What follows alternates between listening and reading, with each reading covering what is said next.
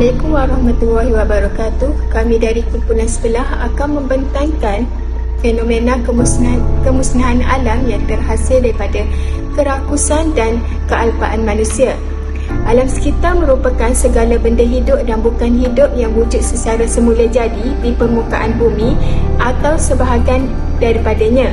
Alam sekitar ini meliputi beberapa komponen utama seperti unit lanskap yang berfungsi sebagai sistem semula jadi tanpa pelibatan manusia termasuk tumbuh-tumbuhan, haiwan dan sebagainya. Alam sekitar adalah antara amanah kepada umat manusia yang berperanan sebagai khalifah di atas muka bumi ini. Dalam Al-Quran, Allah SWT mengkabarkan bahawa kerosakan yang berlaku di atas muka bumi ini antaranya alam sekitar adalah kesan daripada sifat rasuk manusia itu sendiri. Namun, jom kita dengar apa faktor-faktor yang menyebabkan kemusnahan alam ini. Pembalakan berleluasa menyebabkan kehilangan habitat melalui pemusnahan hutan yang berfungsi sebagai tempat tinggal dan makanan untuk pelbagai spesies hidup. Penggondolan hutan secara besar-besaran merampas tempat berlindung dan sumber makanan mereka, mengakibatkan pengurangan kepelbagaian alam. Kehilangan pokok dan tumbuhan juga merosakkan kepelbagaian genetik, mengancam ekosistem. Selain itu, hutan berperanan sebagai penyerap karbon semula jadi. Pembalakan berleluasa menyumbang kepada peningkatan gas rumah hijau di atmosfera kerana pokok yang ditebang tidak dapat lagi menyerap karbon secara berkesan, menyumbang kepada perubahan iklim global dan pemanasan global.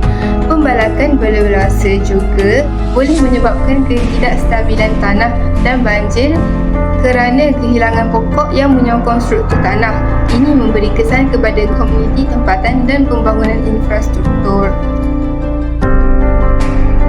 Dalam dekad terkini, kita menyaksikan bagaimana dunia semakin menua dan menghadapi ancaman kehancuran yang mencemaskan. Salah satu fenomena yang paling mencolok ialah kemerosotan ekologi akibat pertanian intensif. Kealpaan dan kerakusan manusia dalam memenuhi keperluan makanan membawa kepada dampak serius terhadap kelestarian alam sekitar. Pertanian intensif dengan penggunaan bahan kimia dan teknologi moden telah menyumbang kepada kemusnahan alam sekitar. Penggunaan baja kimia mengakibatkan pencemaran tanah dan air, merosakkan ekosistem yang penting untuk keseimbangan ekologi. Perladangan yang mengendalikan bahan kimia bukan saja merosakkan kesihatan tanah tetapi juga mencemari air tanah. Hasilnya kita menyaksikan penurunan kualiti air yang berbahaya untuk kegunaan manusia dan akuatik. Dunia kita menghadapi masa depan yang tidak menentu disebabkan oleh kemusnahan akibat pertanian intensif. Adalah penting untuk kita mengubah cara kita berinteraksi dengan alam dengan menganjurkan pertanian lestari dan memelihara dan menhayati dengan menjaga keharmonian dunia ini. Hutan adalah paru-paru bumi, tetapi sayangnya mereka terus menderita akibat pembakaran hutan yang tidak bertanggungjawab. Oleh itu, mari bersama-sama hentikan tindakan merosak ini dan menyelamatkan alam kita. Hutan menyediakan tempat tinggal bagi pelbagai kehidupan, membekalkan sumber oksigen serta menjaga keseimbangan iklim global. Pembakaran hutan akan mengancam kelebihan-kelebihan ini. Pembakaran hutan mengakibatkan kehilangan kehidupan habitat liar, merosak habitat alam serta menjadi punca kepada pencemaran udara yang membahayakan kesihatan. Misalnya, Malaysia menghadapi masalah jerebu hampir setiap tahun. Oleh itu, mari bergandengan tangan melindungi hutan, mengambil tindakan sewajarnya serta edukasikan orang di sekitar kita. Dengan usaha bersama, kita dapat mencegah bencana ini. Memandangkan hutan adalah warisan kita bersama, jangan biarkan mereka musnah. Ayo jaga dan selamatkan alam untuk generasi akan datang. Fenomena seterusnya ialah pemanasan global. Pemanasan global disebabkan terutamanya oleh peningkatan gas rumah hijau seperti karbon dioksida, metana dan nitrous oksida di atmosfera bumi. Aktiviti manusia termasuk pembakaran bahan api fosil, penebangan hutan dan proses perindustrian yang menyumbang dengan ketara kepada kelepasan ini. Kesan pemanasan global termasuk peningkatan suhu, kejadian suhu ekstrim yang lebih kerap dan teruk seperti taufan dan kemarau, pencairan lapisan ais dan glasier, peningkatan paras laut dan gangguan kepada ekosistem. Untuk menangani dan mengurangkan pemanasan global adalah penting untuk mengurangkan pelepasan gas rumah hijau.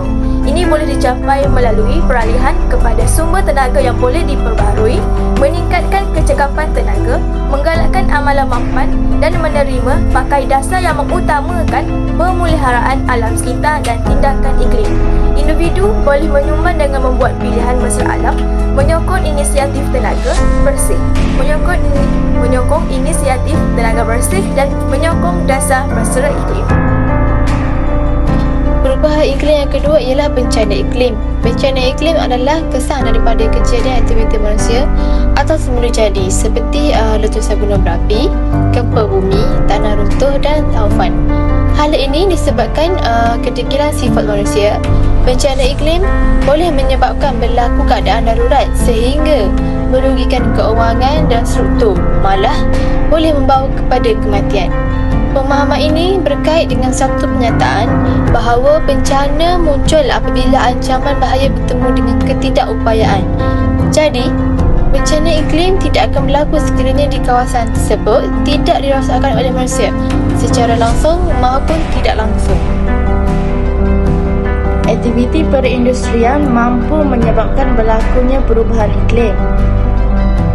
Dengan aktiviti ini mampu membebaskan gas rumah hijau seperti gas karbon dioksida dan bertanah.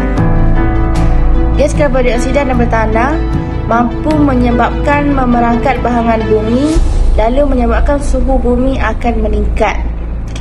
Dengan aktiviti perindustrian ini, aktiviti ini juga dapat membebaskan gas CFC dan gas aerosol yang menyebabkan berlakunya penipisan lapisan ozon. Aktiviti ini daripada perindustrian pada hawa dingin dan peti sejuk.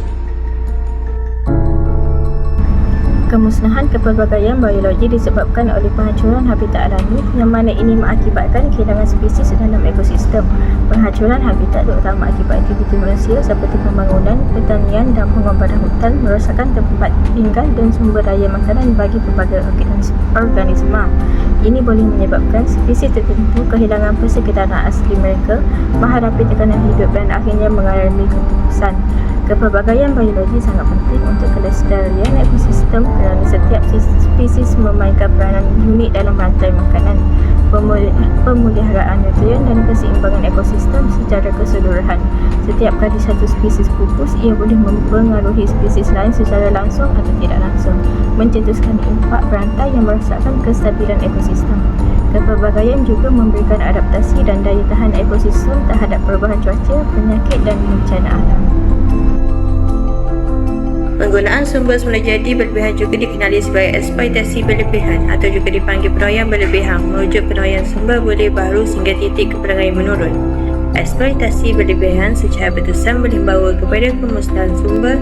Istilah ini digunakan untuk sumber semula jadi seperti tumbuhan perubatan liar, padang ragut, haiwan, buruan, stok ikan, hutan dan ekosistem air.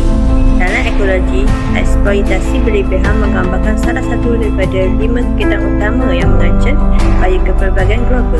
Ahli ekologi menggunakan istilah ini untuk menggambarkan populasi yang dituai pada kadar tidak mampan yang diberikan kadar meneliti semula jadi dan kapasiti untuk pembiakan.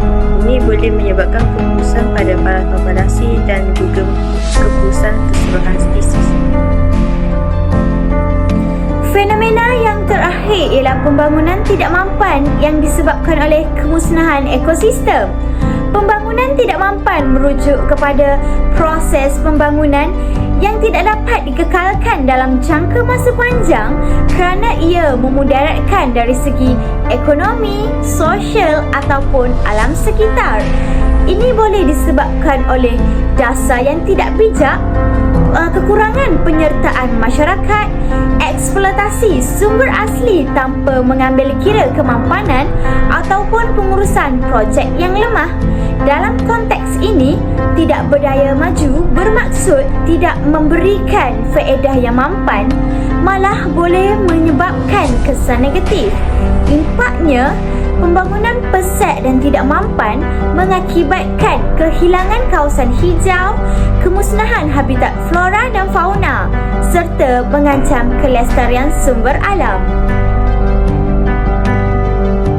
Sepatutnya alam semula jadi yang indah ini dipelihara dengan sebaik mungkin supaya krisis bencana alam yang berlaku sebelum ini tidak berulang lagi. Adakah kita ingin perkara ini berterusan? Tidak sama sekali kan? Ayo kita sama-sama jaga alam sekitar dengan betul. Sekian, terima kasih.